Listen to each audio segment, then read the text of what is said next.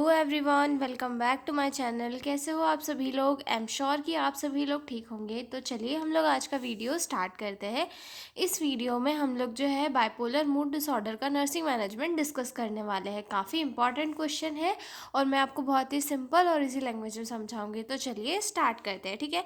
तो bipolar mood disorder क्या है? बाइपोलर मूड डिसऑर्डर एक ऐसी कंडीशन है या फिर एक ऐसा मेंटल इलनेस है जहाँ पे पर्सन को या तो हाइपर एक्टिविटी होती है, मतलब वो पर्सन जो है हाइपर एक्टिवनेस शो करने लग जाता है, या फिर एकदम उसका मूड जो है सैड हो जाता है, एकदम डल हो जाता है, वो जो है डिप्रेस हो जाता है पूरा तरह। यहाँ पे दो फेजेस आई थी, कौन सी? एक तो मीनिया वाली, एक तो डिप्रेशन वाली।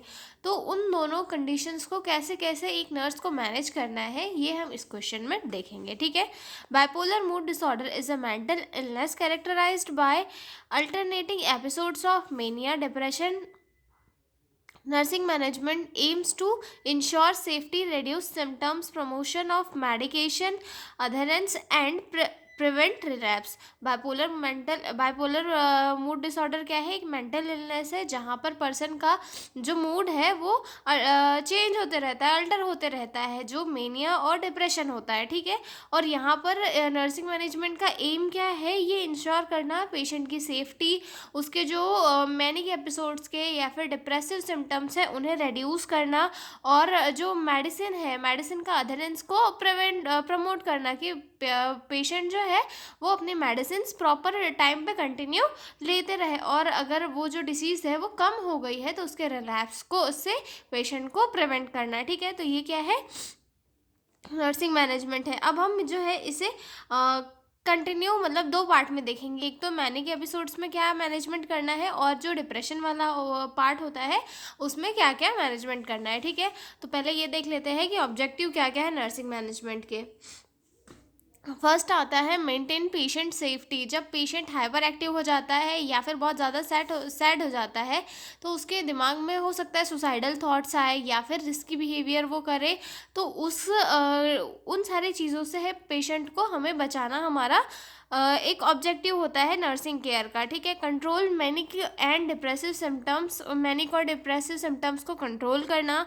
Promote self care and functioning, self care and functioning को प्रमोट करना। इंश्योर मेडिकेशन कॉम्प्लियंसी, जो मेडिसिन है उनकी जो मतलब कॉम्प्लियंस है उन्हें बढ़ाना, ठीक है। Provide education to patient and family, और पेशेंट और फैमिली को एजुकेशन देना और रिलैप्स से प्रिवेंट करना, ठीक है। ये ऑब्जेक्टिव हो गए। अब हम देखेंगे nursing management during manic phase, यानी कि पेशेंट जब हाइपर एक्टिव होता है या फिर मीनिया वाली फेज में होता है तो उस कंडीशन में नर्सेस को क्या क्या मैनेजमेंट करने होते हैं।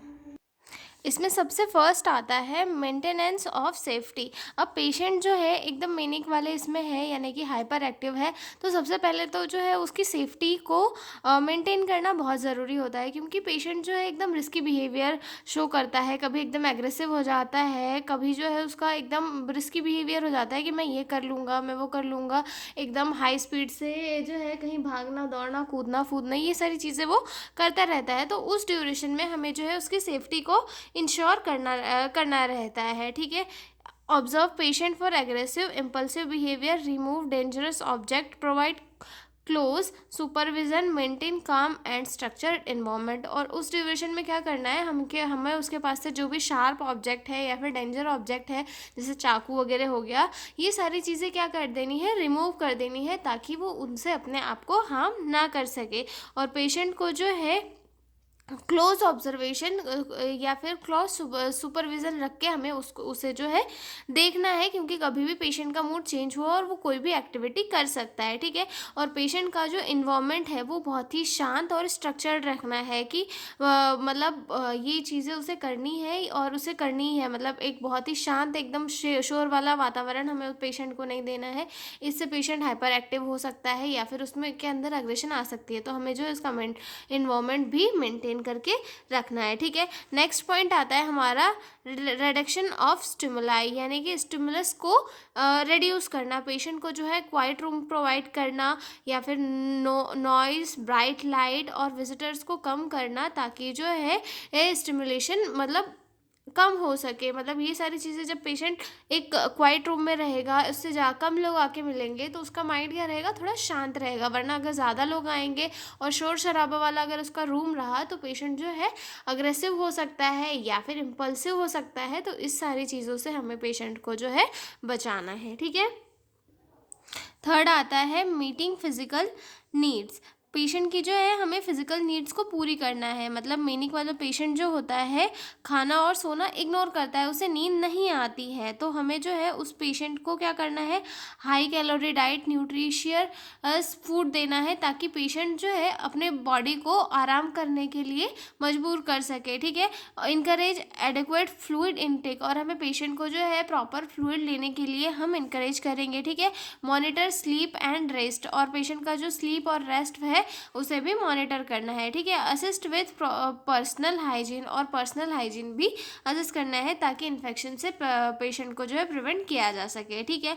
नेक्स्ट पॉइंट आता है communication and behaviour management. Communication और बिहेवियर मैनेजमेंट करना भी बहुत इंपॉर्टेंट होता है। मतलब पेशेंट के साथ हमें एकदम शॉर्ट और क्लियर टर्म्स में बोलना है, ज़्यादा घुमा फिरा के पेशेंट से हमें बात नहीं करनी है, और एक सेट और क्लियर लिमिटेड बिहेवियर हमें पेशेंट के साथ रखना है। और पेशेंट के साथ कोई भी आर्ग्यू नहीं करना है, वो जो बोल रहा है उसे कहना है कि ठीक है तुम सही हो, बस धीरे से, मतलब उसे ये करना है कि जो चीज़ सही है उसे धीरे से बताना, पर उस पर कोई भी प्रेशराइज हमें बिल्कुल भी नहीं डालना है। और उसकी जो एक्सेसिव टॉकिंग वाली जो आदत है या फिर एक्सेसिव एक्टिविटीज़ जो है उनको रीडायरेक्ट करना होता है, ठीक है। Use short clear firm instruction, set clear limit on behavior, do not argue with patient ideas, redirect excessive activities, ठीक है।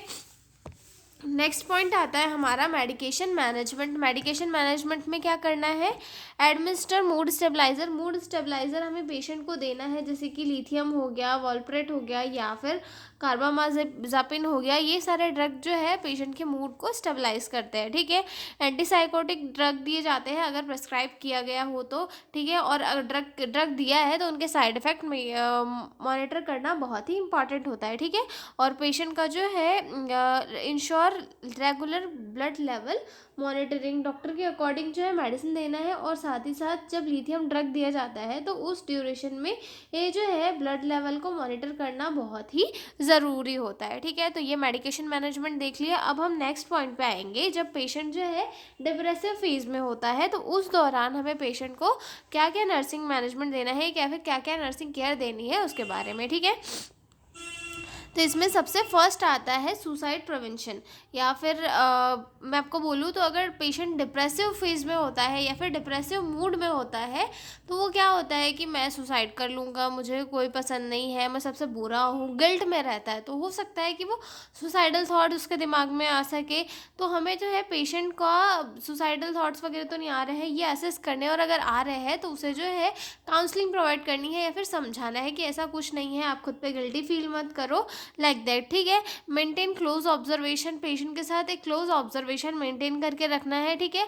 और हार्मफुल आइटम्स जो भी उसके आसपास है उसे रिमूव करना है, क्योंकि यहाँ पर भी पेशेंट जो है अपने आप को हार्म करने की कोशिश कर सकता है। इसीलिए हमें कोई भी जो शार्प ऑब्जेक्ट है या फिर ऐसी चीज़ें हैं जो उसे नुकसान पहुँचा सकती है उसे वहाँ से रिमूव कर देना है, ठीक है।